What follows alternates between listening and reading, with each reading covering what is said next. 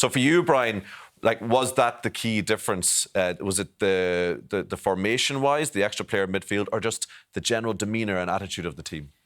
I think you get the first goal in the match. It has a massive effect on the game, has a massive effect on the atmosphere around the ground, and it gave the team a bit of momentum today. It came by the kind of the usual means, I'd say, cross, corner kick, and Duffy gets a header back, as I said earlier. But I thought there was a better balance about the midfield, rather than playing the three players up front, as we'd seen, and where Parrott had been quite ineffective in the Armenian game.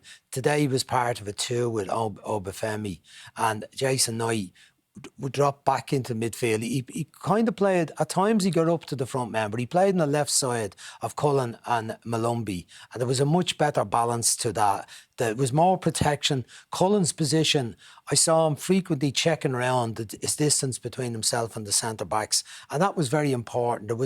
There were much less gaps in the compactness of the team today than there was in either of the last two games, because time and again Ukraine just knocked the ball long from defensive positions and knew there'd be space behind Hendrick and Cullen, and that their front players would get out in front of the three Irish centre-backs and get the ball and start to play. Today those gaps weren't there. It was often Duffy coming in to compete, Egan and Collins coming in to compete and win the ball back for us, and then away we go.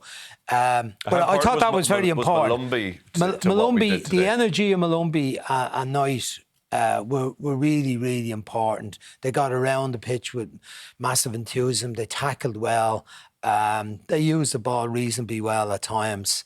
I think it was very important, but the shape of it and their positioning was better. There was more protection for the defence, and we looked much more compact out of possession. I'll be interested to see the numbers of passes after match. I don't think our passing accuracy today would have been anywhere near what it was in the last two games, because we were a lot less precise with our passing. It was a lot more knocking it forward and playing from there.